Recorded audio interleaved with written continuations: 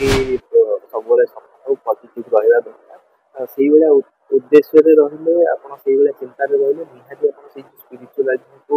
से जो भाव को से सब जिन को से एनर्जी को फिल करेंगे देखिपारे ये राति राति अनिद्रा नदी पठार पड़ी रही विश्वर सबुठारु बड़ धार्मिक समावेश महाकुंभ 2025 एवं भुवनेश्वर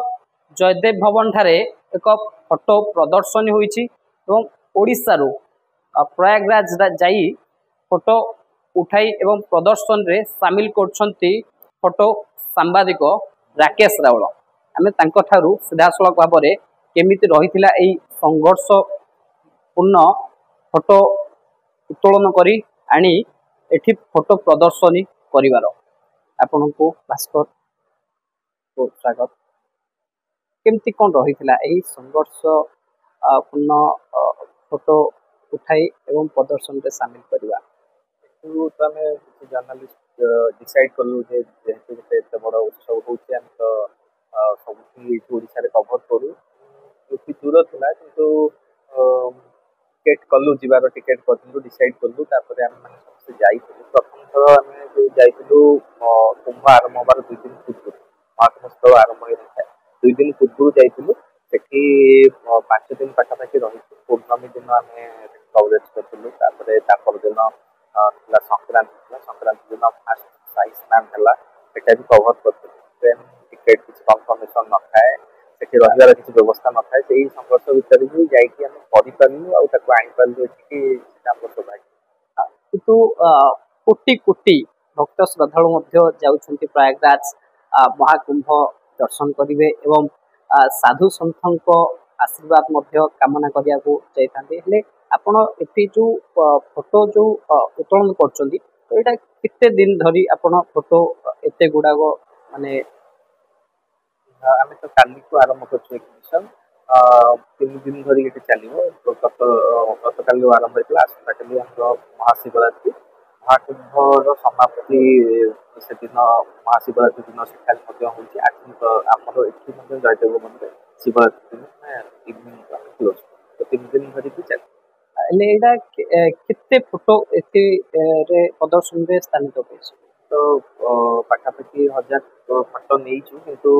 आम ये 160 भल पिक्चर प्रदर्शन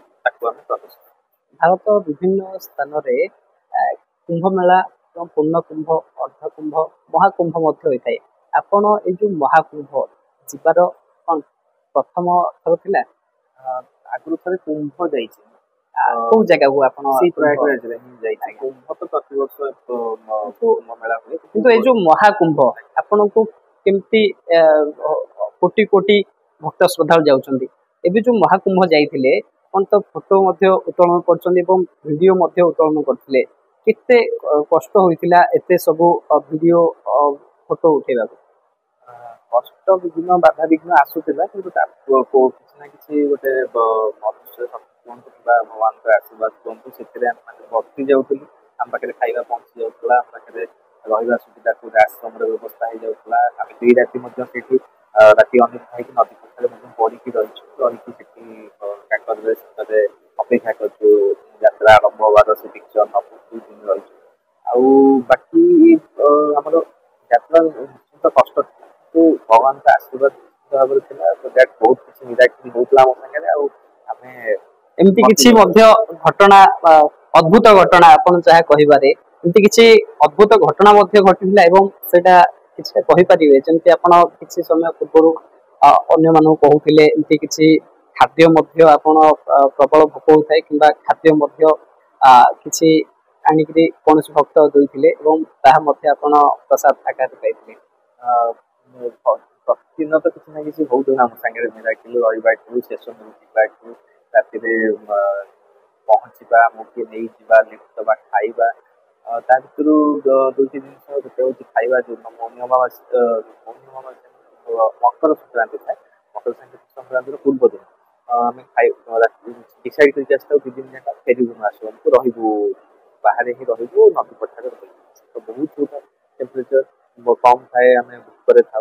खाइबा तो बहुत जगह मिलू थाए भंडारा लगी था फ्री ऑफ कॉस्ट आम सब से खाई रोचुँ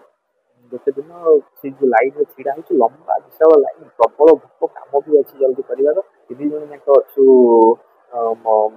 लाइन में बहुत लंबा लाइन से जन वृद्ध व्यक्ति हाथ में 2 हाथ 3टी प्लेट पूरा खिचुड़ी भर्ती करके डायरेक्ट आम पाखे आसला ଯେମିତି ଅନ୍ୟମାନେ କହିଥାନ୍ତି ଭକ୍ତ ହୁଅନ୍ତୁ କିମ୍ବା ଶ୍ରଦ୍ଧାଳୁ ହୁଅନ୍ତୁ କହିଥାନ୍ତି ଭାବରେ ଭକ୍ତି ଏବଂ ଭକ୍ତିରେ ଭଗବାନ ମଧ୍ୟ ଆସି ପାଖରେ ପହଞ୍ଚାନ୍ତି କିନ୍ତୁ ଏଇଟା ଆପଣ ସେଠି ରହିକି ମଧ୍ୟ ପ୍ରକୃତରେ ଅନୁଭବ କରୁଛନ୍ତି। ଅନୁଭବ କରିହବ ଆକ୍ଚୁଆଲି ଆପଣଙ୍କର ମନ ସେତିକି ସବୁବେଳେ ସକାଳୁ ପଜିଟିଭ ରହିବା ଦରକାର ସେଇଭଳିଆ ଉଦ୍ଦେଶ୍ୟରେ ରହିଲେ ଆପଣ ସେଇଭଳିଆ ଚିନ୍ତାରେ ରହିଲେ ନିହାତି ଆପଣ ସେଇ ଯେଉଁ ସ୍ପିରିଚୁଆଲିଟିକୁ ସେଇ ଯେଉଁ ଭାବକୁ ସେ ସବୁ ଜିନିଷକୁ ସେ ଏନର୍ଜିକୁ ସେଠି ଆପଣ ଫିଲ୍ କରିପାରିବେ ଦେଖିପାରିବେ ନିଜେ ଅନୁଭବ କରିପାରିବେ କିନ୍ତୁ ଆପଣଙ୍କୁ ସେମିତିଆ ସିଚୁଏସନ ନିଜ ସହ ନିଜ ମେଣ୍ଟାଲ କଣ୍ଡିସନ ନିଜର ଭାବିବାର ଶୈଳୀ ସେ ସବୁକୁ ପଜିଟିଭ ନିଶ୍ଚିତ ଭାବରେ ଯାହା 1000ରୁ ଅଧିକ ଫଟୋ ଉଠେଇଛନ୍ତି ଏବଂ ଯୋଉ ଜୟଦେବ ଭବନରେ ଫଟୋ ପ୍ରଦର୍ଶନୀ ହୋଇଛି ତ କେତେ ଫଟୋ ଏଠି ସ୍ଥାନିତ ପାଇଛି? 160ଟି ଫଟୋ ସ୍ଥାନିତ ପାଇଛି ପାଖାପାଖି 500 ପାଖାପାଖି ଉର୍ଦ୍ଧ୍ୱ କ୍ଲିପ୍ ନିଆଯାଇଥିଲା ଭିଡ଼ିଓ କ୍ଲିପ୍ 9 ମିନିଟ୍ର ଭିଡ଼ିଓ ମଧ୍ୟ କରିକି ପ୍ରବେଶ କରିଛି। ଯାହା ଆପଣମାନେ ସିଧାସଳଖ ଭାବରେ ଦେଖିପାରୁଥିଲେ ମହାକୁମ୍ଭର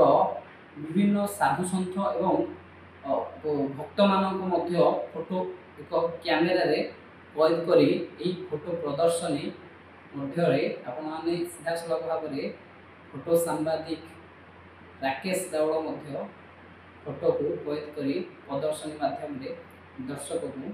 ଦେଖାଇଥିଲେ। ଭୁବନେଶ୍ୱରରୁ ଜଗନ୍ନାଥ ପ୍ରଧାନଙ୍କ ରିପୋର୍ଟ, ଓଡ଼ିଶା ଭାସ୍କର।